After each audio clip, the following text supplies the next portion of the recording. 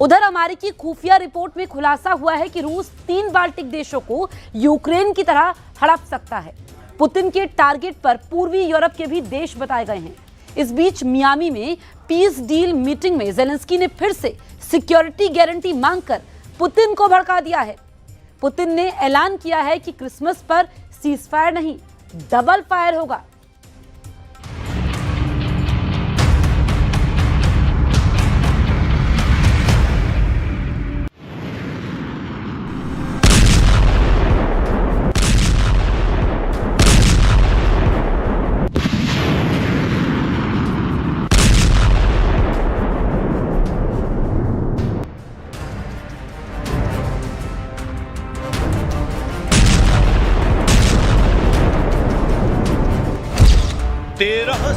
Fighter drone से हमला,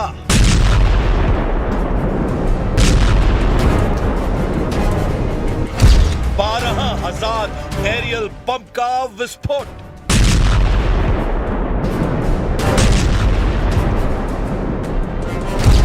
नब्बे मिसाइलों के धमाके,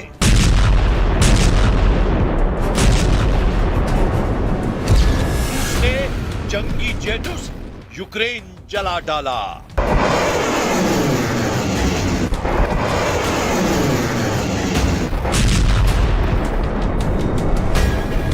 रूस ने भयानक बदला लिया है। रूस यूक्रेन को दहलाने लगा है। रूस तब तक मारता रहेगा जब तक जेलेंस्की अपना पद नहीं छोड़ देते, जेलेंस्की जब तक घुटने नहीं टेक देते, जेलेंस्की जब तक पुतिन से माफी मांगकर हर शर्त मंजूर नहीं कर लेते, तब तक ये बारूद बरसेगा, तब तक यूक्रेन जलेगा, तब तक यूरोप डरेगा। जेलेंस्की ने पुतिन की दुखती रग छेड़ दी है। जेलेंस्की ने पुतिन के अहम पर हमला किया है। पुतिन अपने जनरल की मौत का मातम मनाने को भी तैयार नहीं है। पुतिन इतने गुस्से में हैं कि अब उन्होंने ट्रंप की किसी बात पर भरोसा नहीं करने का ऐलान कर दिया है, क्योंकि पुतिन अब उसी शर्त पर युद्ध का अंत करेंगे जिसकी वजह से 2022 में ये युद्ध शुरू हुआ था। वो शर्त ऐसी है जिसे सुन ट्रंप के पैरों तले जमीन खिसक गई है। यही वजह है कि ट्रंप ने भी ये मान लिया है कि पुतिन जेलेंस्की के बीच बेइंतहा नफरत है। And the talks are going along, and I say that, there's tremendous hatred between these two leaders, between President Putin, President Zelensky, tremendous hatred, and I hope we can get it done. Zelensky से नफरत की आग में जल रहे Putin Ukraine नहीं, Europe पर कब्जे का सिग्नल दे रहे हैं। जेलेंस्की से दुश्मनी निभा रहे पुतिन सोवियत संघ वाला नक्शा फिर से बना रहे हैं। ट्रंप से पीस डील के बीच पुतिन ने 32 देशों के सैन्य संगठन नाटो को बर्बाद कर डालने का प्लान बना लिया है। 23 दिसंबर की रात पुतिन ने यूरोप की तबाही का ट्रेलर यूक्रेन में दिखाया है। पूरे यूक्रेन में अंधाधुंध मिसाइलों और ड्रोन हमलों से रूस ने तहलका मचा दिया। रूस ने यूक्रेन के एनर्जी सेंटर तबाह किए हैं। रूस का हमला इतना भयानक था कि पूरी रात यूक्रेन में बम विस्फोट सुनाई देते रहे। रूस के हमले से घबराए प्रेसिडेंट जेलेंस्की ने आरोप लगाया है कि पुतिन ने रूस को युद्ध मशीन बना दिया है, इसीलिए वो बिना युद्ध के रह ही नहीं सकते। Слабо віриться, що Путін зможе жити без убивств та вторгнень. Але зниження ціни на російську нафту, сильні санкції світу, продовження всіх інших форм тиску – це те, що переконає навіть таку вперту особу. Путін воює, поки має гроші, щоб купувати лояльність і свого оточення, і російського населення. І водночас платити за вбивства на фронті. І за цей рік багато вже зроблено, щоб грошей російської воєнної машини стало менше.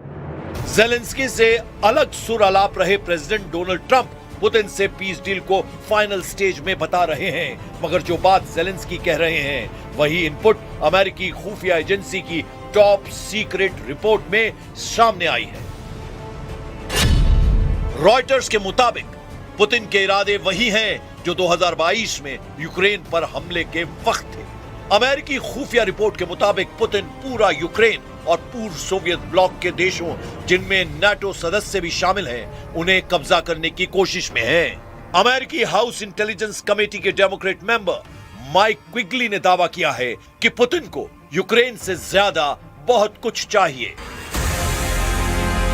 वहीं अमेरिका की खुफिया रिपोर्ट को रूस ने सिरे से खारिज कर दिया है। Мы не знаем, насколько они достоверны, это первое. Мы действительно видели какие-то разрозненные сообщения на этот счет, но даже если это соответствует действительности, то это из разряда ситуации, когда разведка делает какие-то ошибочные рассуждения, исследования и выводы. Это абсолютно не соответствует действительности. अमेरिकी इंटेलिजेंस रिपोर्ट सामने आते ही यूरोप और नाटो देशों में हड़कंप मच गया है। वहीं रूस ने खुफिया रिपोर्ट के दावे को मनगढ़ंत बताते हुए फिर से गारंटी दी है कि वो नाटो पर कोई हमला नहीं करेगा। И не преследует приписываемые нашей стране завоевательные цели. Как уже говорилось президентом России, мы даже готовы зафиксировать это юридически в контексте потенциального урегулирования нынешнего кризиса на основе принципа равной и неделимой безопасности. इसके मायने ये बिल्कुल भी नहीं कि पुतिन अपने दुश्मनों को माफ करने वाले हैं। खासकर अपने जनरलों पर हुए सीरियल हमले का बदला लेने के लिए रूस हर हद पार करने के लिए तैयार है। यूक्रेन ने रूस के कई टॉप जनरल्स को मौत के घाट उतारा है, जिसमें लेटेस्ट नाम लेफ्टिनेंट जनरल फनील सरवारोव का है। जनरल फनील रूस की आर्मी ऑपरेशनल ट्रेनिंग निदेशालय के प्रमुख, यानी उनके पास रूस की सेना की ट्रेनिंग का पूरा जिम्मा।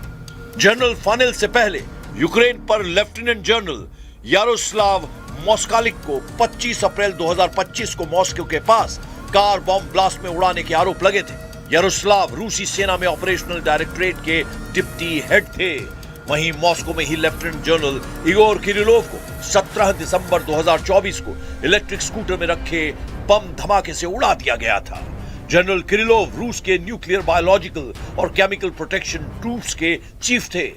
किरिलोव से पहले वेलेरी निकोलाएविच ट्रैंकोवस्की को 13 नवंबर 2024 को क्राइमिया के सेवास्तोपोल में बम विस्फोट में उड़ा दिया गया था। कैप्टन वारेली काला सागर में तैनात 41वीं मिसाइल शिप ब्रिगेड के चीफ ऑफ स्टाफ और डिप्टी कमांडर थे। रूस के जनरलों पर हुए हमले का पैटर्न हर बार मेल खाता रहा। ऐसे धमाकों के लिए यूक्रेन की एसबीयू कुख्यात है। इसीलिए रूस में टारगेट किलिंग के आरोप हर बार यूक्रेन पर लगे। बदले में रूस ने यूक्रेन को धुआं धुआं कर डाला है। लेकिन अब की बार पुतिन रुकने के मूड में नहीं दिख रहे हैं। पुतिन पहले ही साफ कर चुके हैं कि नाटो की कमान जिस अमेरिका के हाथ में है, वो अब रूस को दुश्मन नहीं मानता है। ऐसे में नाटो सेक्रेटरी मार्क रूटे की बयानबाजी बेमानी है। जाहिर है, अगर अमेरिका नाटो देशों का साथ नहीं देता तो रूस के लिए यूरोप को सबक सिखाने में वक्त नहीं लगेगा। Что такое? Ну, читать-то умеете? Как это вы НАТО нацеливаете на войну с Россией, если главная страна НАТО нас противником и врагом не считает? Это просто, не знаю, даже уровень профессиональной подготовки на этом месте является недостаточным. Надо внимательно относиться к своим обязанностям, посматривать по сторонам. Это касается не только генсекретаря, но и многих других западных лидеров. पुतिन अमेरिका के रहते नाटो से दुश्मनी मोल लेने का जोखिम नहीं उठाना चाहते हैं, लेकिन अमेरिका के बगैर वो किसी भी संगठन की धज्जियां उड़ाने की पावर रखते हैं। लेकिन पुतिन का टारगेट सिर्फ उस नक्शे पर है जो सोवियत युग में हुआ करता था। पुतिन फिर से union of Soviet socialist republics जैसा महादेश बनाने की रणनीति पर आगे बढ़ रहे हैं। 1991 से पहले सोवियत संघ 15 गणराज्य का एक संघ था, जिसके झंडे तले सबसे बड़ा इलाका रूस का था। रूस के बाद दूसरा बड़ा इलाका यूएसएसआर में यूक्रेन का था। इसमें बाल्टिक देशों के एस्टोनिया, लातविया और लिथुआनिया थे। सोवियत संघ में पूर्वी यूरोप के बेलारूस और मोल्दोवा थे। कॉकेसस इलाके के जॉर्जिया, आर्मेनिया, अजरबैजान यूएसएसआर का हिस्सा थे।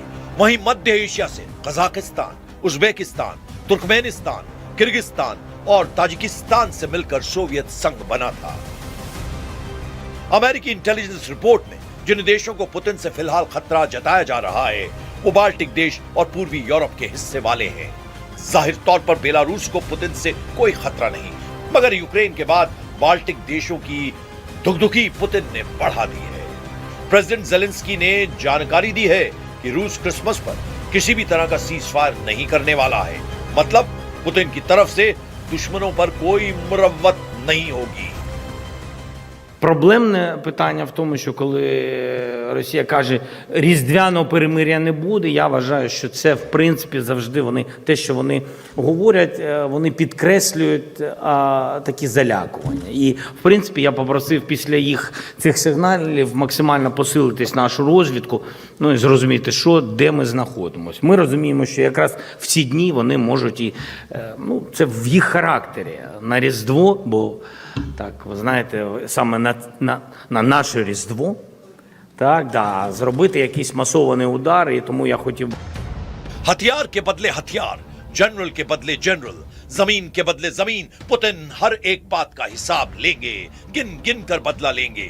दुश्मन के नाम बदलते रहेंगे, लेकिन पुतिन के बदले का स्टाइल नहीं बदलने वाला, क्योंकि प्रेसिडेंट पुतिन ये मानकर चल रहे हैं कि ट्रंप के साथ चल रही पीस डील के फाइनल होने की उम्मीद बेहद कम है।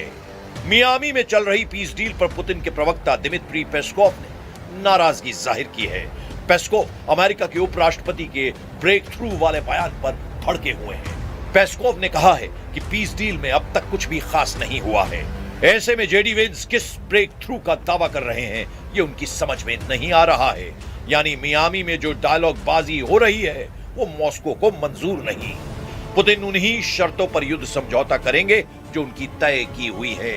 वो शर्तें हैं यूक्रेन का सरेंडर, जेलेंस्की की राष्ट्रपति पद से विदाई, यूक्रेन की जीती हुई सारी जमीन, यूक्रेन की सेना हाफ, जिससे आगे कभी भी यूक्रेन रूस को आंख दिखाने की जरूरत न दिखा सके, जिससे यूरोप की वो महाशक्तियां रूस से टकराने की सोच ना सकें।